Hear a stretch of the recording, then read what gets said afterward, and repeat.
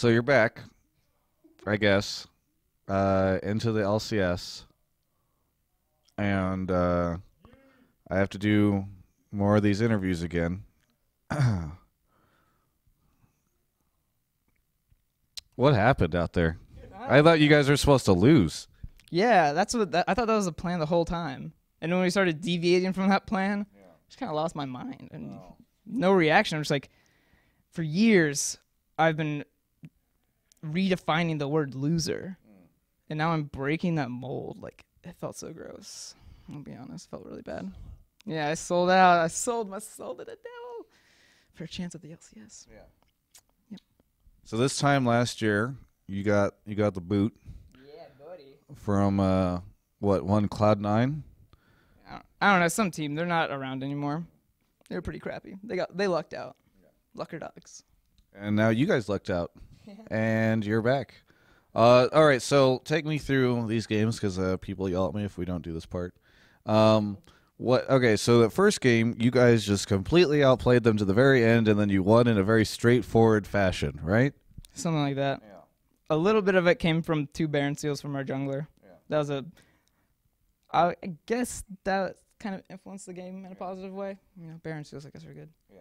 But outside of that, I think every lane kind of outlaned the opponent. I know Westrise got camped really hard, so I'm sure he got a lot of shit from, Reddit about how bad he is. But yeah, he just got camped the shit out of it. And honestly, we let that happen. We were just like, keep making him come top because we're winning, on the other side of the map. So we just like kind of, kicked him to the curb and let him feed because, I don't know, kept 2 people busy, so it was worth it. He's like the bait. You just put the carrot out in front of people and they just chase him. No, okay, talk to me about the very end of that game because Coast was in your base, taking your towers, taking your inhibs, and then this is game 1, and then you guys just suddenly turned around and decided to destroy their base. So what actually happened in those moments? They're killing our base? Yeah. I don't even remember what happened. All right, let's skip to the second game. What happened in the second game? Yeah, Broken Shard. No, if you give me a little tidbit, I know it'll click. Broken Shard's watching. Yeah, first game. First game, how we won that game? Yeah. Well, they can't hear you. You just need to get them. Yeah, just tell me. How did we win the first game? See, you don't even know how we won. What were we playing? I was playing Oriana, I think, right? Baron Steel killed 3 of them. Oh yeah, and I fucking killed. Yeah, that was so funny. Okay, so I don't know what my team was doing. They're doing good stuff apparently, but I remember Shifter was trying to 1v1 me, and I guess he was like, I was playing Oriana, so he's like, oh, you're not gonna ult one person, and I was like, I don't even know how to play Oriana, so I'm ulting one person. So I ulted him and I like one-shot him because he didn't expect me to just ult one person because that was kind of goofy. So I one-shot Shifter, and then this guy stole Baron, and then I think Renekton flash stunned their AD carry, and then our AD got a crit on him. So it's like all the stars just like aligned, and it was like, oh man, I thought we were losing. And then we won. That was pretty nice. So that was your first mistake. That was game 1. Yeah, we sucked really hard. We should have lost that one. Game 2, what happened there? Can you remember that? Yeah, game 2 was just kind of like a stomp, honestly. Like, I got Ziggs, and we pretty much played the most like straightforward game ever. I think like all lanes were ahead, and we just did the normal like take all the outers and then bait Baron a bit and then do inhibs, and I think it just kind of like worked like clockwork. That was just like one of those games where you play and you're like, this is the way we want to play video games. Game 3. Game 3 was pretty sad. I don't know, some these guys, the meta where you do the top and bot goes top and people just do nothing. So in this meta, I get to just sit mid, and I honestly haven't learned a thing. I have no clue what they do. I'm like, they're talking, pre-game, post-game about like what happened and what went wrong, and I'm just sitting there like, I have no opinion. I'm just 1v1ing mid, which is awesome. Right. I love this meta when I get to just 1v1 mid. So I have no clue what happened game 2. Like or game 3. I think some mistake happened where they like dove when they shouldn't have and got heal baited, and the game kind of snowballed off of that. Like, we just like lost turrets, and I think West got behind, our AD carry got behind, everyone got behind, and now it's just even mid with Shifter. And it was like, I don't know, people are just dying, and me and the other mid are just doing nothing. So that game was pretty sad. That actually hurt really bad, surprisingly, because we won 2 games in a row, And then the third game we lost, and like the morale was so shot because it was just one game, and we were already up a game, you know, technically. But I just remember everyone just like, "Fuck, I don't want to play anymore." No one wanted to play anymore. I didn't want to play anymore. So that fourth game was a real like struggle to kind of like get into. But I think we got first blood. I think Broken Shard was doing some aggro shit, and he killed their jungler. So that like the second we initially got our like small like 500 gold lead from first blood was a big like morale boost. Everyone was just like, all right, yeah, we're gonna win now. Let's do this. That was what I think a lot of people said.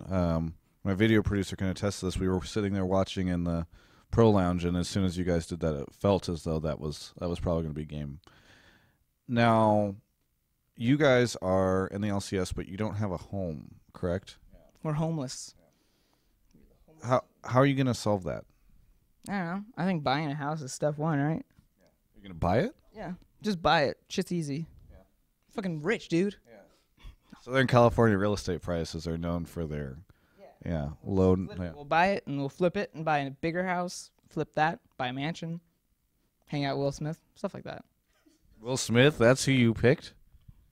Yeah, why not? Oh, you can't hang out with Will Smith. That's why you're upset about it. It's okay, Travis. I can sense your jealousy from here. Anyway, all right. So you get. So are you okay? Are you guys? Do you guys know what you're gonna do for a living? Are you gonna move out here? Like, are you gonna fly out here every week? What's going on? No, I'm probably gonna live out here.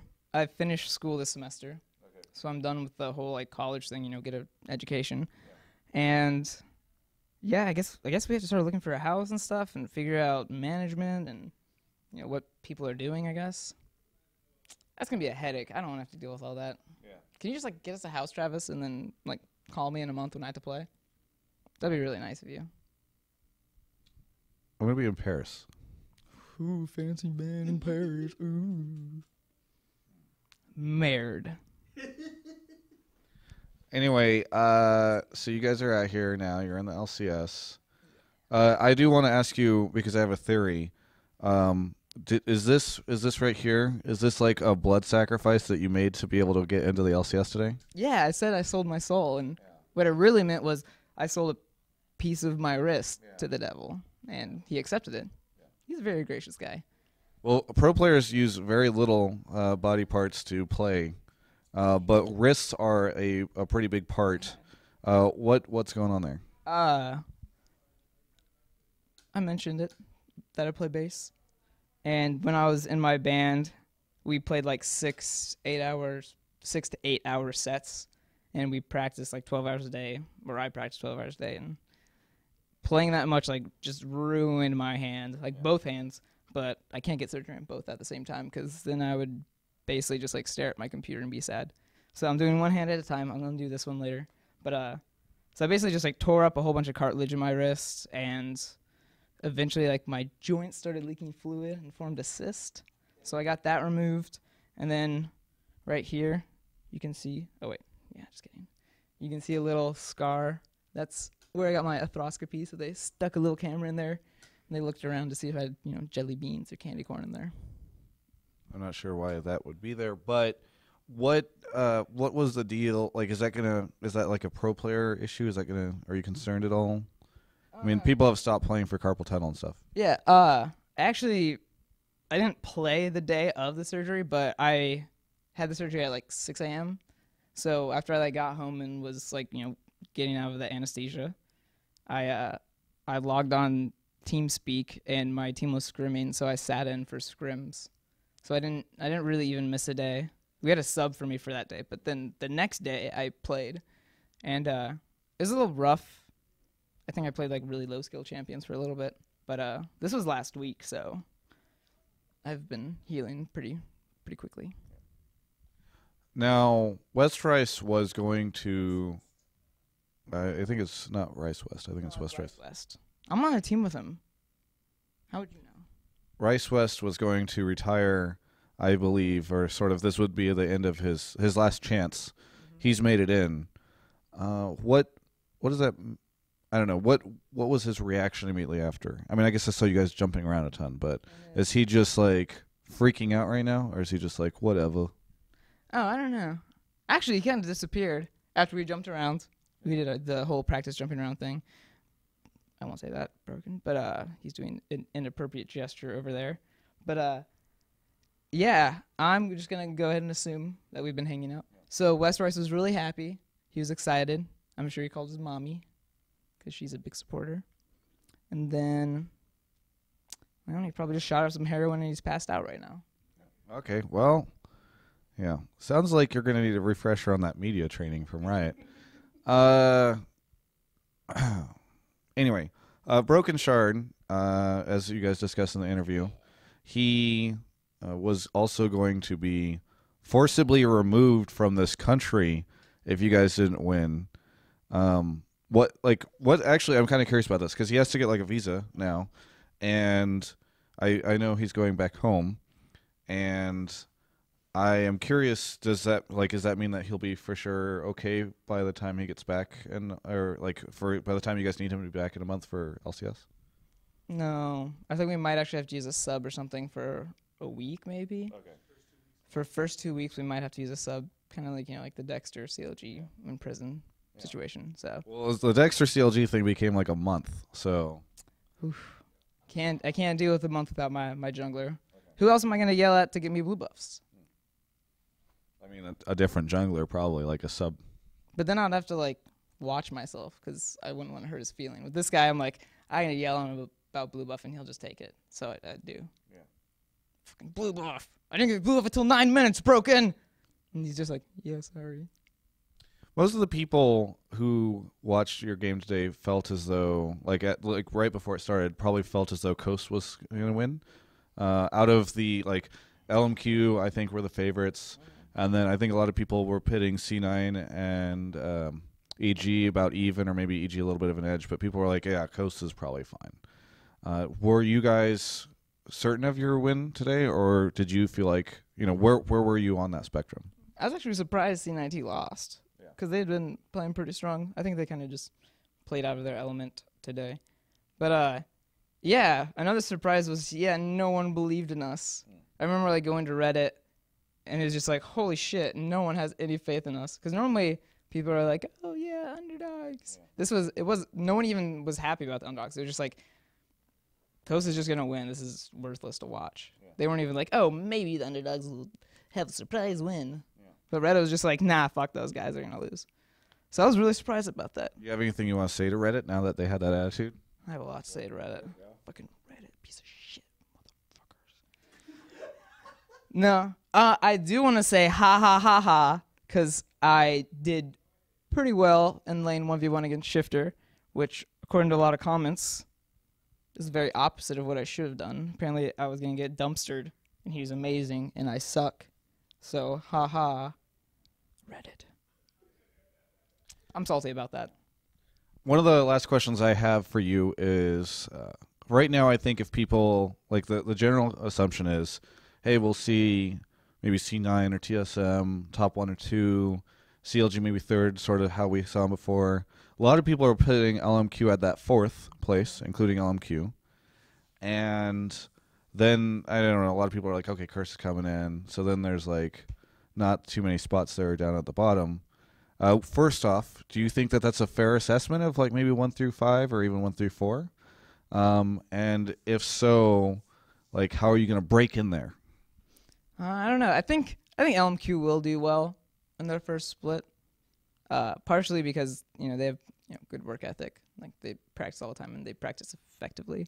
So now that they're in the LCS and have, I guess, a lot less pressure to do well in silly tournaments, they'll be able to, focus on the best of ones. But, yeah, that's the thing. LCS is best of ones. It's not, best of threes. So I feel like a lot more things can go right and wrong at the same time. Yeah.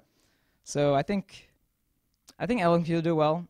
I definitely expect us to be a top 4 team, though. I'd be really sad if we were, one of the relegated teams in our first split coming in. So that's going to definitely be our goal, is stay top 4. Because we don't want to come in and be like, yeah, I just hope we get to play well. It's no, I want to make sure we're top 4. All right, so if it's going to be C9, TSM, CLG, and LMQ in the top 4, who are you pushing down? Whatever he said. No, we're gonna push down CLG. Okay. Oh, yeah, because Link said we'd lose. Link said we'd get 3-0 today. Okay. How So wrong was Link? Ha! if it makes you feel better, I interviewed him during like the middle of the second game, and he said that you guys might win. Oh, really? What a flip-flopper. So fickle. So fickle, Link. All right. So right now we're seeing you, C9, TSM, and LMQ in the top 4. Yeah. I'd like that. But I don't know. Crazy things might happen. Because is there gonna be another big patch before LCS? Yeah. I think 4. I think because All Stars is on 4.6, so 4.7 will probably be rolled out for first week of LCS, and you guys will be missing a jungler. So Yeah, so that's gonna be a big thing because patches are getting like more crazy. Before they're like, oh, we'll just change the numbers on these champions. Now they're like, there's no more mid lane. yeah. Like, learn to play, guys. Yeah. So maybe they'll do something like that. Hopefully they just remove top lane, or just make it so you can't get to top lane. So once you're there, you're just stuck there for the rest of the game. Like there's a gate that opens to let you in, and then after First that, minute you can go in, so you can delegate like 3 or 4 people top if you want, but they're top for the rest of the game until the game's over. I mean, that seems like a winning strategy because if you did that and the other team sent less than that, you could just push into their base and nobody would be able to enter that. Well, once the gate closed, just a huge hole would open up and it would just lead to hell from both ends. So there's no really going anywhere. If you're top lane, you're going to go to hell that way or to hell that way. Either way, you're like screwed. It's like the Diablo League of Legends crossover. Yeah, exactly. You have any shout-outs, plugs, anything you want to say here at the end of what will unfortunately be the first of many interviews for the rest of this year, I'm sure? Is this even an interview? This is more like two cute people talking together in love. I actually don't think it's anything near that. No, I'm pretty sure I'm right. But yeah, shout outs to Complexity. You guys are awesome. Sound Blaster, New Egg, BNY, Cyber Power. You can just flex. I'm just gonna keep mumbling under my breath so I get it right. Elite Gaming, Twitch. Yeah. Who? Yeah, Ponetware. And also, actually, really big thanks to our fans. I pretty sure we lost a lot of fans at some point down the road because not many people had faith in us. But for the few people that did have faith in us, thank you. Yeah. And no thank you to Reddit. You have no faith in my mid lane. Check out the rest of our coverage of all things LCS, including Complexity's entrance into the LCS whenever it all starts up in just about a month at ongamers.com.